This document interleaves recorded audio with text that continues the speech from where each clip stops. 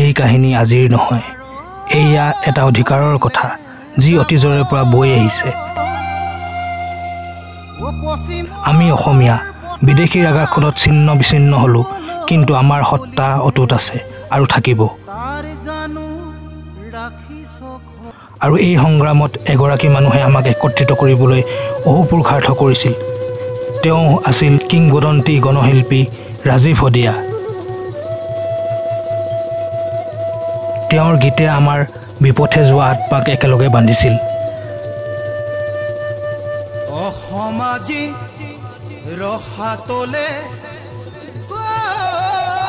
আজি আমি তেওঁৰ পৰিয়ালক লগ কৰিবলৈ তিনিচুকীয়ালৈ যাত্ৰা কৰিছোঁ, সেই একেটা ঐক্যৰ ভাৱনাকে লৈ। ধূলিজান পাইছোঁ, ইয়ে দেখিছে ধূলিজানৰ ধূলি আৰু এইফালে ৰাস্তা বন্ধ তিনিচুকীয়া যোৱা। যাওক যাওক, কিন্তু মটৰচাইকেল যাব পৰাকৈ ৰাখি থৈছে, ৰাস্তাটো নবনোৱাৰ কাৰণে চাগে বন্ধ হৈ আছে।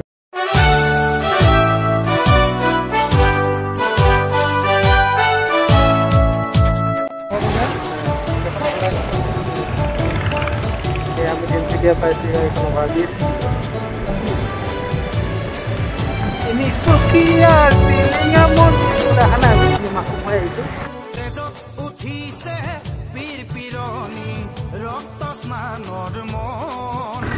ৰাজীৱ হদিয়া, হ'ব দে ব'ল। আমি গেলাপুখুৰী ৰাস্তাত সোমাই আহিছোঁ। জাতিৰ পিঠিত মৰণ সংকট অন্ধ জনগণ হেলো কানপুৰে গছকিছে ৰংপুৰ ডিব্ৰু চৈখোৱা উৎসৱস্থলী কলিয়াপানী পকী দলং 10 কিলোমিটাৰ ইয়াৰ পৰা এনেকৈ যাব লাগে চাগে। আগতে গৈছোঁ তিনিচুকীয়া।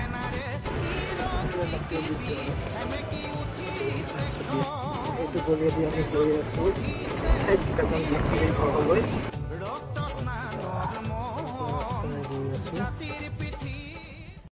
এইকেইটা পুৰা ষ্টান মাৰি আছে। ৰাজীৱ হদিয়াৰ ঘৰ। ৰাজীৱ হদিয়াৰ এখন তৈলচিত্ৰ। আজি 31 মাৰ্চ 2025। আমি অহাৰ উদ্দেশ্য আছিল শিল্পী দেৱজিতে বনোৱা ৰাজীৱদাৰ এখন চিত্ৰৰ জৰিয়তে তেওঁৰ স্মৃতি অমৰ কৰি ৰখা, কিন্তু তালৈ গৈ যি পাই উভতি আহিলোঁ সেয়া আছিল আৰু গভীৰ।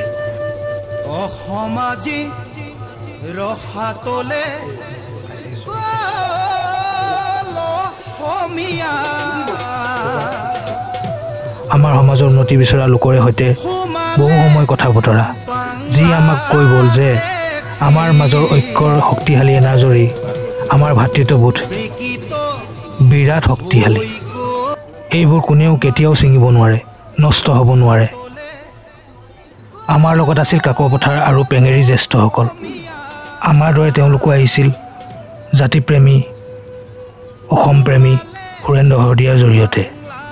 তাৰে এজন আছিল পেঙেৰীৰ কৃষক পুনেশ্বৰ দহোটীয়া।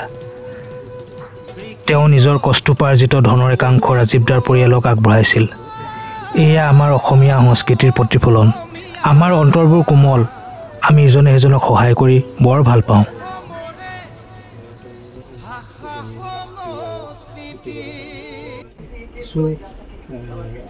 সেৱা কৰাৰ মানুহবোৰ আহিছে আৰু লগতে আমাৰ যি ৰাজীৱ বৌ তেখেতৰ ছোৱালী আৰু ৰিগুৰ ছোৱালী তেখেতে আহিছে আৰু তেখেতৰ এই এপাহতে আমি ধন্যবাদ জ্ঞাপন কৰিছোঁ আমাৰ পেঙেৰী বৰদুমচা সমন্বয় সমিতিৰ তৰফৰ পৰা।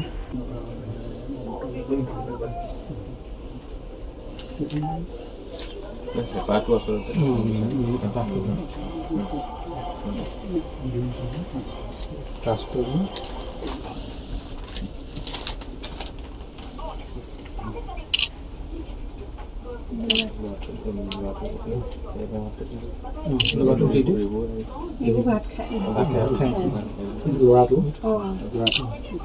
ল'ৰাটো ক'লে এইটো গোটেই অসমৰে সন্তানজন মণি ধৰি লওক এই গণশিল্পী ৰাজীৱ অসমৰ গোটেই জাতিটোৰ কাৰণে আহোম কছাৰী কোচ কলিতা মৰাণ মটক গোটেই জাতিটোক একগোট হ'বলৈ কৈছে। এখন তাৰ গান শুনিতো একগোট হ'বলৈ যাতে মিলে গোটেই অসমৰ গোটেই নহ'লে অসম ৰখাত লৈ যাব বুলি গীতেৰে প্ৰয়াস কৰিছোঁ আগত এই জয় অসম বুলিয়ে মৰিলে জয় অসম বুলিয়ে আমাৰ অসমৰ পৰা আহি কিন্তু তাৰ শৰীৰটোৱে মৰিছে কিন্তু আত্মা আমাৰ অসমৰ ৰাইজৰ লগত জীয়াই থাকিব দেই আমাৰ ৰাইজৰ সদায় থাকিব অনন্তকাললৈ থাকিব আৰু কোনো এই যাতে এই পৰিয়ালটোক অসমৰ ৰাইজে আশীৰ্বাদ দিয়ক ভালে কৰি থাকিবলৈ সেয়ে মই টেঙেৰী বৰডুমচাৰ পৰা আমাৰ ৰাজীৱ শদিয়াক ভাল পোৱা আমাৰ পুৰেশ্বৰ দহোটীয়া তেখেতে আজি পুৱাই আহি ইয়াত উপস্থিত হৈছে তেখেতে বহুত দিনৰ পৰা আমাৰ সৈতে যোগাযোগত আছিলে তেওঁ শদিয়ালৈ যোৱাৰ কথা আছিলে মাক দেউতাকক লগ পোৱাৰ কথা আছিলে তেওঁলোকৰ পৰিয়ালক লগ পোৱাৰ কথা আছিলে আৰু হেঁপাহেৰে তেওঁ এগৰাকী কৃষক ৰূপান্তৰ কৃষক আৰু খুব কষ্ট কৰে তেখেতে আৰু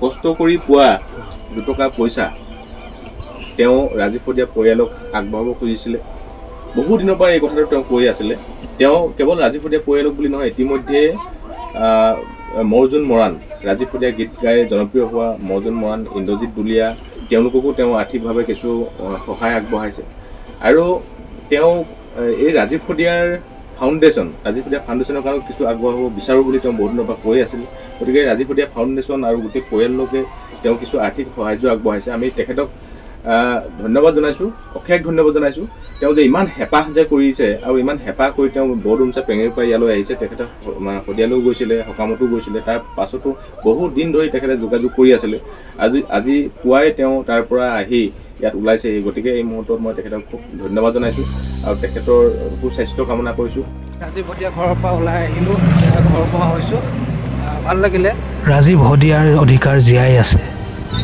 কেৱল গানতেই নহয় প্ৰতিটো সহায়ৰ হাতত প্ৰতিটো সোঁৱৰণিৰ মাজত আমি অসমীয়া আৰু একেলগে আমি অগ্ৰসৰ হ'ম জয় আই অসম ভৰিলে বিহ মেটেকাৰে